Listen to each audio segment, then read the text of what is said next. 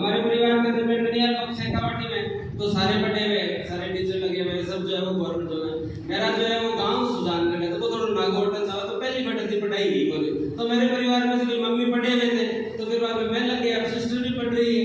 तो मतलब एक परिवार की लाइन से ही चल जाती है। लड़की का पढ़ा लिखा होना बहुत जरूरी है। तो तुम ये प्रण लेके जाओ कि तुम्हें जीवन में वो काम नहीं करना जिसकी वैल्यू नहीं है, ठीक है?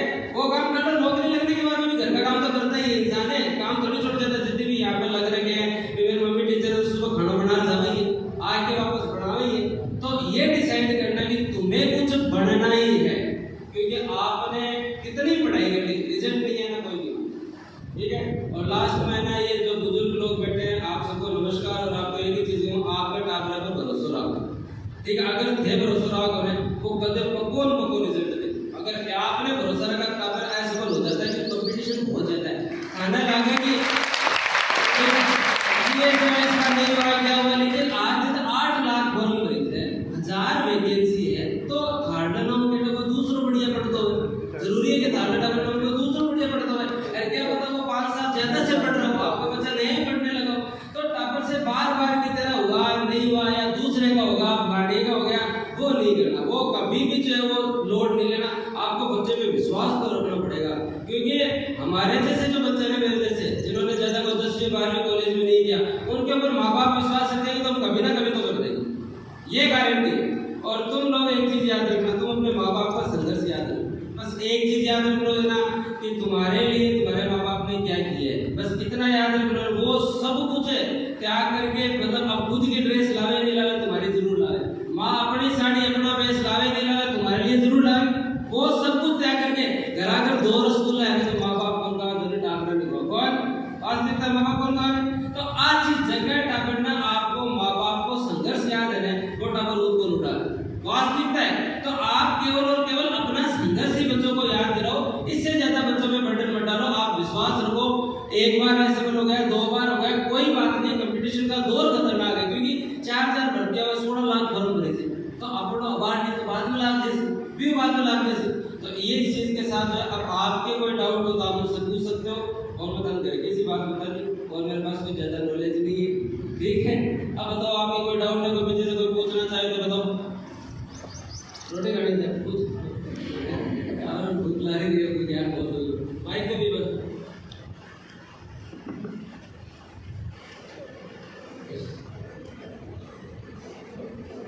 और पीछे वाले को तो सिलेक्शन वहीं से ही होता है, आगे तो बस ऐसे ही बैठते ही जुड़ता।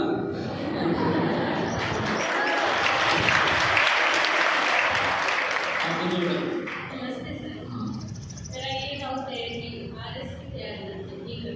तो आपने बताया कि अपनी पीढ़ी के लिए तो रणनीति जो बताई आपने, उसके हिसाब से पीढ़ी तो चलो हो जाता है। मैं इसके लिए आप आंसर राइटिंग करते हैं ना, तो उसको किस तरह से, कहाँ से, कैसे आपने तो आरएस की तैयारी कौन करना चाहता है? आपने जो सवाल ले लिया, हाँ, और तैयारी कौन कर रहा है आरएस की, और कौन करना चाहता है? मतलब जो नोट्स है, स्प्रिंग बोर्ड है, सब नोट्स है, तो अदरवाइज किताबों को पढ़ने की जरूरत है जैसे। अगर जो आप नाम ले लेते हैं तो बता देते हैं, क्योंकि कोचिंग का नाम दे रहे हो तो ठीक है, क्योंकि सामाजिक मंच है। पहले को मैं एक बात बताऊँ, तो ये क्या है ना कि मार्केट में आज के दिन अगर सबसे ज्यादा आरएस की करें कोई ढंग, लेकिन माहौल समझ आता है कोई अवास्तविकता है। कर वास्तविकता में कोई नहीं रहा, बहुत कम लोग जो है वो तैयारी ढंग से सिंसियरली कर रहे हैं, माहौल सबसे ज्यादा है।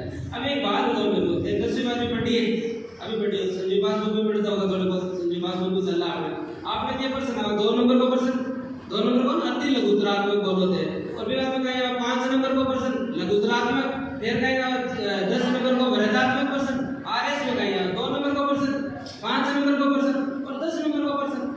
वास्तविकता ये है कि हमारा एजुकेशन सिस्टम ऐसा है कि हम उन चीजों को आगे कंटिन्यू नहीं रखते। 10वीं में जो पढ़े हो वो गर्मी की छुट्टी में नागर 1000 भूले हैं, अब 11वीं में नहीं पढ़ सकते, 11वीं 12वीं पढ़े हो, 12वीं बार में जो नागर 1000 और जिसके में जो भूले अब नहीं पढ़ सकते। भाई थे 12वीं तो नहीं पढ़ रहे हो, थे जो पढ़ के जा रहे हो, वो अब आपको डिप्टी साहब बताएंगे ऐसे ही तैयारी करो, आरएस की तैयारी करो। तुम कोचिंगों में जाके क्या पढ़ते हो? संधि, यार 8वीं से पढ़ रहे हो संधि, 9वीं में पढ़ी थी, 10वीं में पढ़ी थी, 11वीं में पढ़ी थी, 12वीं में पढ़ी थी, तो संधि समास विलोम शब्द यही तो आते हैं कंपटीशन में, इससे अलग आता है क्या कोई चीज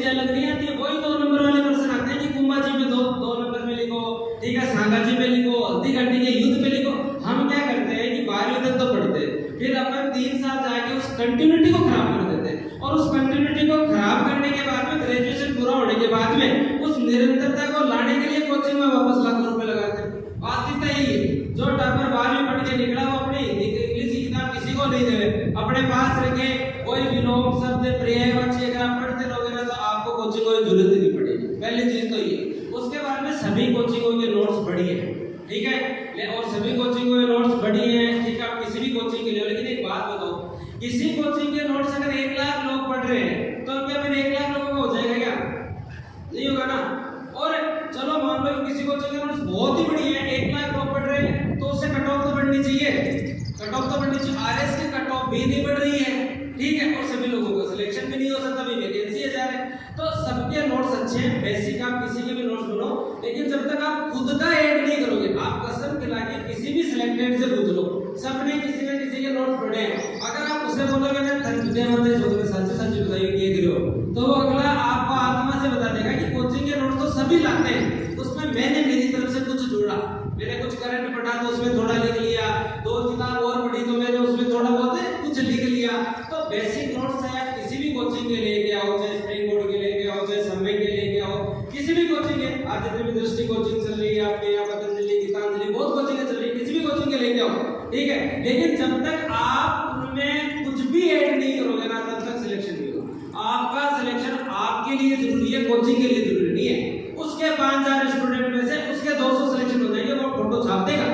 लेकिन अपन बेरोजगार रहेंगे तो अपने समस्या है, समस्या अपने घर में, तो उसको फर्क नहीं पड़ता कि अब आज एक बात तो मैं प्रधान साहब आए हैं, हम सब आए हैं, इस सेमिनार से एक भी बच्चे का सिलेक्शन हो जाए तो हमारा तो अर्थपूर्ण हो गया सेमिनार। मैं तो एक बार कुमाऊं सेवा समिति में एक सेमिनार था, ये बच्चा आगे बढ़ गया, बहुत बढ़िया सेमिनार हुआ। लेकिन यहाँ आए हुए और 400 बच्चे बेरोजगार भी रहेंगे, वो भी समस्या है। तो हमारा तो एक से भी काम चल गया ना, ये विषय हमने प्रेरणा का काम किया और जो है वो उसका सिलेक्शन हो गया, हमें क्रेडिट मिल गया इस चीज का। लेकिन जो रह गया उसका क्या, उसका तो अपना है। तो आप कभी भी कोचिंग के अनुसार उनके अनुसार मत रहो, आप तो बस खुद पे विश्वास रखो। जो मैंने बताया 2 नंबर 5 नंबर और आपका जो है वो 10 नंबर वाला पूरा पैटर्न है, हिंदी इंग्लिश को कंटिन्यू रखो। दुनिया में लोग कहते हैं, मेरे हिसाब से 1 वीक सीरीज से करना कुछ नहीं। मैं पहली बार ब्लॉक हुआ ना, उसके बाद में दूसरी बार तैयारी स्टार्ट की, तो मैं सबसे पहले पेपर गया, कहीं ना कहीं तो कमी रही होगी, तो कुछ नोट्स में कमी रही होगी, कुछ मेरे में कमी रही होगी। तो आज जो भी बच्चे हिस्ट्री पढ़ते हो तुम लोग, राष्ट्रवाद के कारण परिणाम बहुत आते हैं, कोई कोचिंग वाला 10 से ज्यादा नहीं लिखा।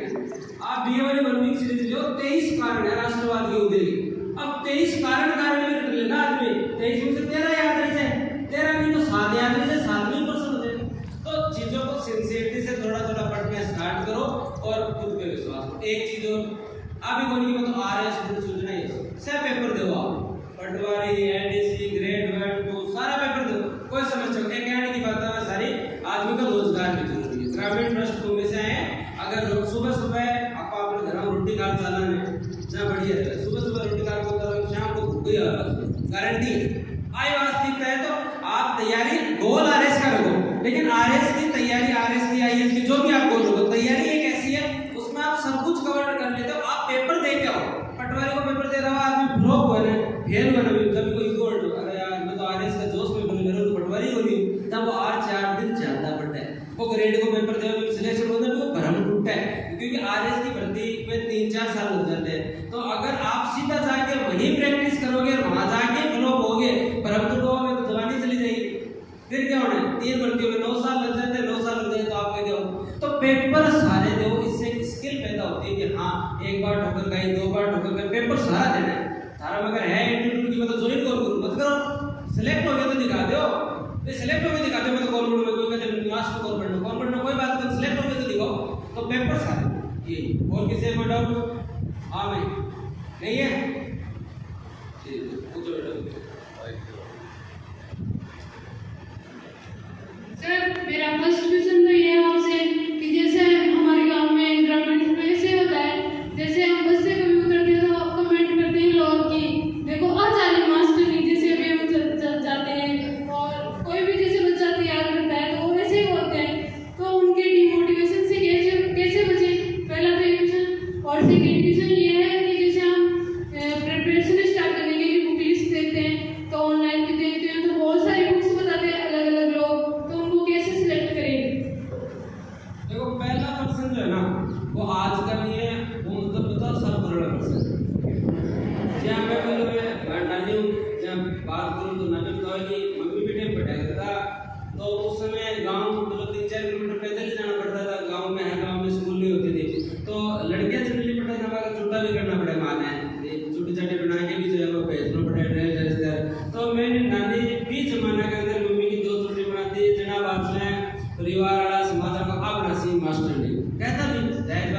अल्फाबेटिक अल्फाबेटिक मम्मी बना दी, अल्फाबेटिक मम्मी बन गई ना मेरी बन गया, ठीक है। तो वो लोग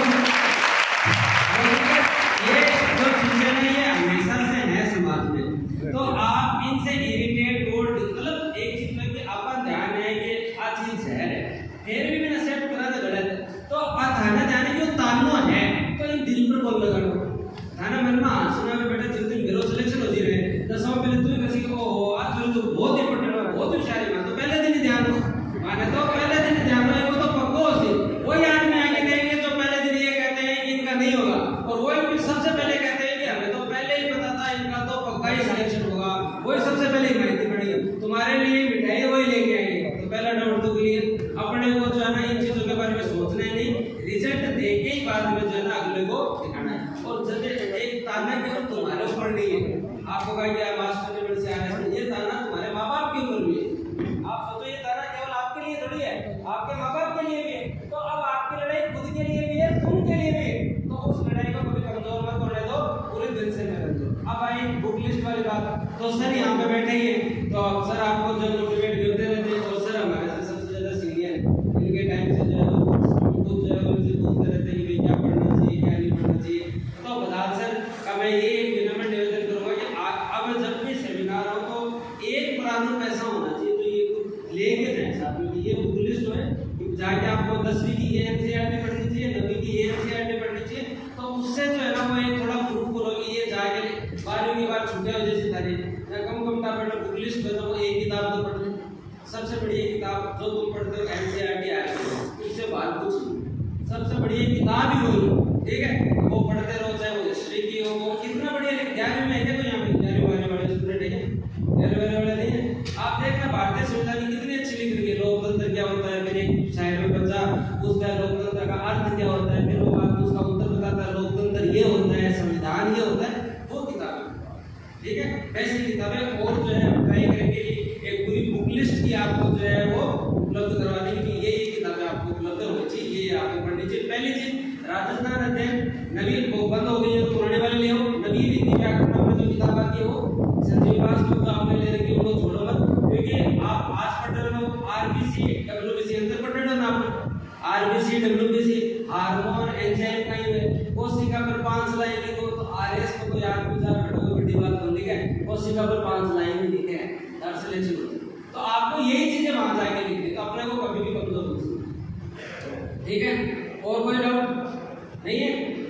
धन्यवाद, मेरे को बहुत अच्छा लगा आपका ये संगठन रेनवाल, वैसे मेरी पोस्टिंग तो फाकी है, पहली बार सर ने कहा कि रेनवाल में, तो हमारे फाकी साइड भी रेनवाल है, वो 8 सर कोई बात नहीं कर लिया हो गया, फिर पता चला कि संगठन रेनवाल, तो फिर बाद में आया तो मेरे को इतना व्यवस्थित शहर, ये ग्रोइंग सिटी है, बहुत अच्छा शहर, ठीक है, तो बढ़िया भी समझो जाके और सिलेक्शन ले और हमारे लाइफ कभी भी कोई काम ना, मेरा नाम यूट्यूब पर सर्च कर लिया थे, ठीक है, और कपिल चौधरी सर्च करो, जैसे कभी भी कोई करंट अफेयर पढ़ना हो कुछ भी हो देख लिया करो, बुक लिस्ट आपने कहा मैं कल जाके वीडियो बना दूंगा, वो देख लेना, वो किताबें ले आना ताकि गर्मी की छुट्टी में थोड़ा बहुत है और ठीक है, ओके।